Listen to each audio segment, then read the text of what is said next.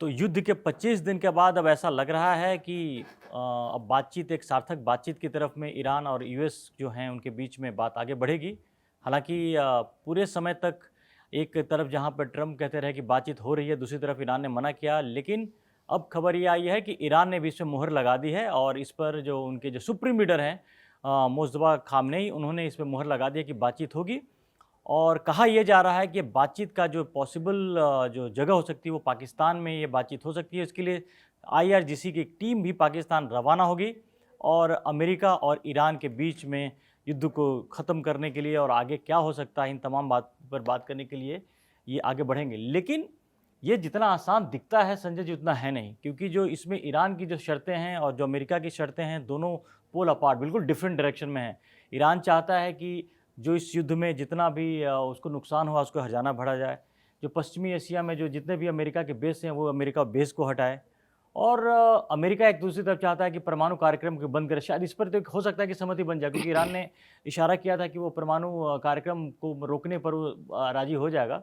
लेकिन जो मिसाइल कार्यक्रम उसका है, अगर मिसाइल पे रोकने वाली जो बात है, जो कि इजराइल बेसिकली भी चाहता है उसमें, तो कुछ ऐसी चीज़ें हैं कि जितना आसान ऊपर से दिख रहा है वो लग नहीं रहा। क्योंकि ये अगर युद्ध अगर थोड़ा रुका भी है तो इसलिए रुका है कि ईरान भी थक गया है, अमेरिका भी थक गया है, इजराइल भी थक गया। सबके जो 25 दिन के बाद जिनकी हालत बहुत ख़राब हो रही है पूरी दुनिया में, जो तेल की वजह से जो इनकी हालत ख़राब हुई है, ये एक बहुत बड़ा रीज़न है।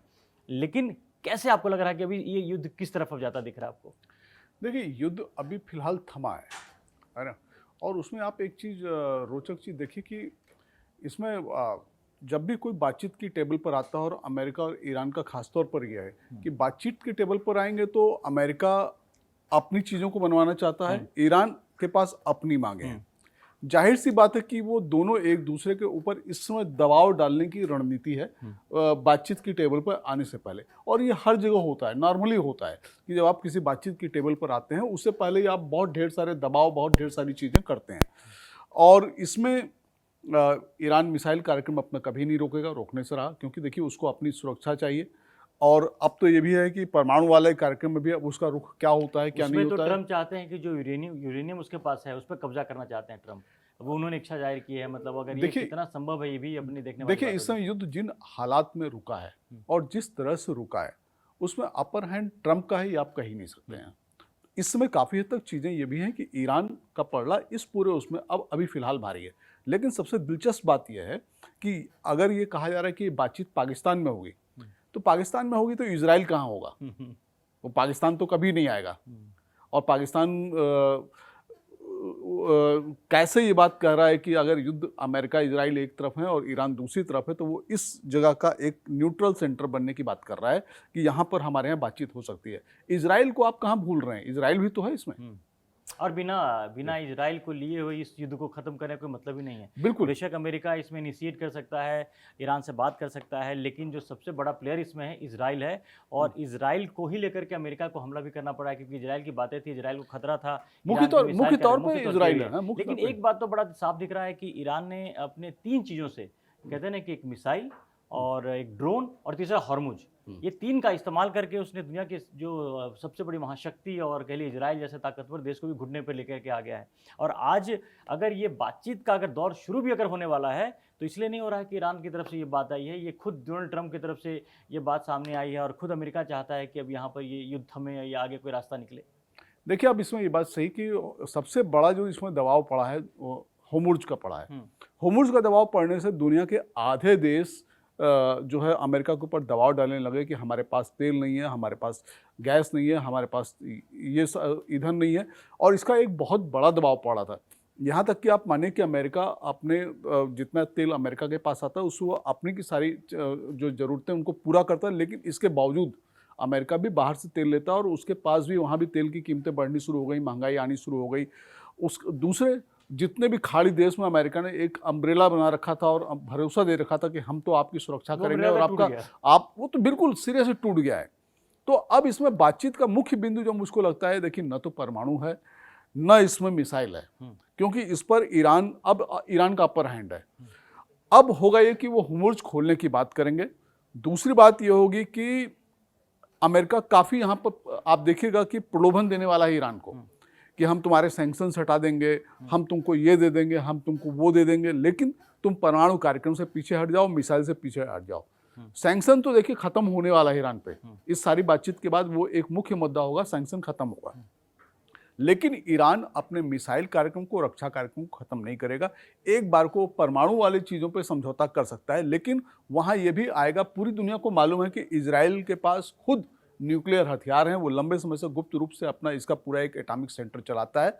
तो ये बात अब ईरान भी, ये पिछले दिनों में खबर आई थी, ईरान भी लगातार इंटरनेशनल पैरामीटर्स पे या इंटरनेशनल प्लेटफॉर्म पे ये बात उठा रहा है कि अगर उसके पास परमाणु हथियार हैं तो वो किस अधिकार से दूसरे देशों को बनाने से मना कर सकता है। ये बड़ा मुद्दा है, क्योंकि ईरान ने जो सालों से कई सारे जो कहते हैं ना मधुमक्खी के छत्ते में, जो उसमें भी हाथ डाला और जिससे काफ़ी देश, जो बाकी जो दूसरे देशों का अनकंफर्टेबल है। लेकिन फिलहाल जो सबसे बड़ा काम यह है कि अमेरिका के जो रिश्ते हैं खाड़ी देशों के साथ में, और यूरोपीय देश, नेटो जितने भी हैं, उससे बड़े खराब हुए इस पूरे युद्ध के दौरान। बिल्कुल, और बिल्कुल। अमेरिका लाख दबाव बना करके भी उनको मनवा नहीं पाया अपनी शर्तों पर। एक बड़ा ये भी अलग थलग पड़ गए। आप अलग थलग करना चाहते थे ईरान को डोनाल्ड ट्रम्प, लेकिन खुद अलग थलग पड़ गए। बिल्कुल अलग थलग ही नहीं पड़े हैं, बाकी उनके सारे के सारे पूरी दुनिया में हंसी उड़ रही है कि आप क्या सोच के, क्या गणित लगा करके आप ईरान में युद्ध लड़ने आए थे। आपने कैसे ये समझ लिया था कि वहां तो एक लड्डू रखा हुआ है और आप जाकर के खा लेंगे। वो ऐसा कुछ नहीं है। और सबसे बड़ी बात यह है कि इसके बाद खाड़ी देशों में शक्ति संतुलन के जितने समीकरण हैं वो सब बदलने वाले हैं। वो सारी चीजें, रूस भी बहुत बड़ा प्लेयर बन के आएगा। बिल्कुल, ये अब पूरा का पूरा समीकरण यहाँ बदल रहा है। नंबर एक चीज तो यह है। दूसरे, यूरोप में तमाम नाटो को लेकर के अमेरिका जो धमकियां देता रहा है, तमाम जो चीजें ट्रम्प कहते रहे, दबाव की चीजें करते रहे, वो भी बहुत बदलने वाली हैं। तीसरा पहलू इजराइल का है। इजराइल अब तक जिस तरह से तमाम खाड़ी के देशों पे धौंस जमाता रहा है, और यमन, इधर गाजा पट्टी, उधर वेस्ट बैंक, इन सब को चीज़ों को लेकर के डील करता रहा है, वहाँ पर आप देखिएगा असंतोष की एक नई लहर पैदा होने वाली है। यूरोप पहले से इन सारी चीज़ों को लेकर के इजराइल की आलोचना करता रहा है। अब इस पूरे युद्ध के बाद ये बात साफ होती रही है कि इस पूरे युद्ध की वजह कहीं ना कहीं इजराइल है। पूरी दुनिया का ये मीडिया मान रहा है कि इजराइल ने अमेरिका को फंसा दिया। लेकिन इजराइल ने अमेरिका को फंसा दिया या क्या किया, वो तो बात की बात है वो करके। लेकिन फिलहाल जो स्थिति बन रही है वहाँ पर अभी जो ईरान में देखिए, ईरान में बहुत बर्बादी हुई है। ईरान को अगर यहाँ से उनको उठने बनने में कई साल लग जाएंगे, क्योंकि जिस तरह से तेहरान की जो हालत हुई है और ईरान के बाकी जो संयंत्रों पर जिस तरह से हमला अमेरिका और इजराइल ने मिलकर किया, तो ईरान का भी अगर दोबारा खड़ा होने में भी ईरान को कई साल लगेंगे। तमाम चीज़ वहाँ जो दिखते हैं, ऑलरेडी प्रॉब्लम वहाँ पे है, क्योंकि वहाँ पर आर्थिक समस्या पहले से थी, वहाँ पर लोगों में काफ़ी गुस्सा भी था सरकार को। लेकिन एक चीज़ अभी भी मुझे लग रहा है कोशिश हो रही है, जिसकी वहाँ पर शुरुआत हो भी चुकी है, कि जो रिजीम चेंज करने के लिए शायद अभी इजराइल और अमेरिका ने एक स्ट्रेटजी बदली है कि वहाँ पर कुछ ऐसे जो विद्रोही गुट हैं उनको हथियार और उनको किए जा रहे हैं, क्योंकि कुछ अटैक्स हुए हैं पिछले 2-3 दिन में ईरान के अंदर में। वहाँ के जो सुरक्षा बलों के ऊपर हमले हुए हैं, कई मारे भी गए हैं। तो ये कहा जा रहा है कि अब इन्होंने स्ट्रेटजी बदली, युद्ध से हट करके ईरान के इंटरनल उसमें घुसेंगे, वहाँ पे प्रॉब्लम क्रिएट करने की कोशिश करेंगे। नहीं, वो देखिए, वो एक अभी बहुत दूर की कौड़ी है कि वो ऐसा होगा तो ऐसा होगा तो फिर ऐसा होगा। अभी उसका अगर सच देखें तो मतलब एक आधार उसका जमीन पर देखें तो ऐसा कोई बड़ा आधार नहीं है। दूसरे, ईरान के पास सबसे बड़ा जो प्लस पॉइंट है, 40 साल से या 50 साल से जो देश प्रतिबंध को झेल रहा है उसके बाद भी खड़ा है, वहाँ पर एजुकेटेड लोगों की बहुत बड़ी फौज है। और वो एक ऐसी फौज है जो उनके पास विल पावर बहुत है। जो काम महंगे चीज़ों में होता था, विदेशी संसाधनों और तकनीकी से हो सकता था, आप देखिए वो सारे काम उन्होंने अपने खुद कर लिए हैं, अपने तरीके से कर लिए हैं।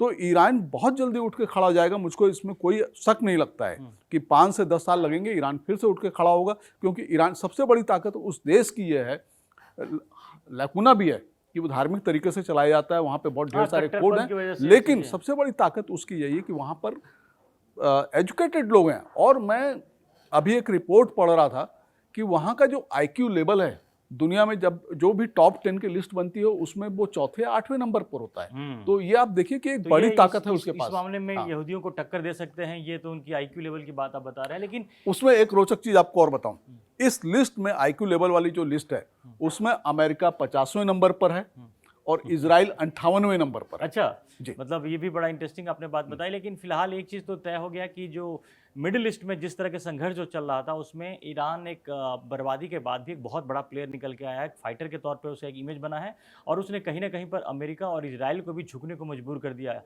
अपनी बर्बादी झेल ली लेकिन इन्होंने सरेंडर नहीं किया, ये बात तो बड़ा साफ है। तो जब पूरे दिन ये लगा कि अमेरिका कुछ और कह रहा है, ईरान कुछ और कह रहा है, लेकिन अब ऐसा लग रहा है कि अब ये आपस में इनकी बातचीत होगी। हाँ, ये ज़रूर है कि बातचीत का नतीजा क्या निकलेगा ये अलग बात है, और वो क्योंकि कहाँ होगी ये भी है। युद्ध हाँ, के पहले भी जी, बातचीत के 3 राउंड हुए वहाँ पर, जी, वहाँ कोई और नतीजा उसके बीच में ही युद्ध शुरू हो गया। बेनतीजा रहा।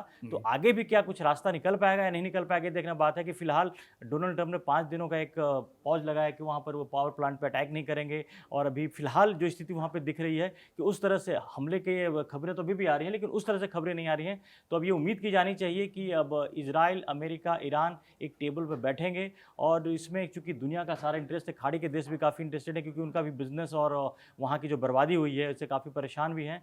तो ऐसा लग रहा है कि शायद अब इसका कुछ अगले कुछ दिनों में इसका कुछ सॉल्यूशन आपको आता दिखेगा। तो फिलहाल तो अच्छी खबर यही है कि ये आपस में बैठेंगे, बातचीत करेंगे। अब बातचीत का नतीजा उसके लिए हमें इंतजार करना पड़ेगा। अभी तक आपने कड़क को सब्सक्राइब नहीं किया है तो जल्दी जाके सब्सक्राइब करें। फिलहाल के लिए धन्यवाद। धन्यवाद।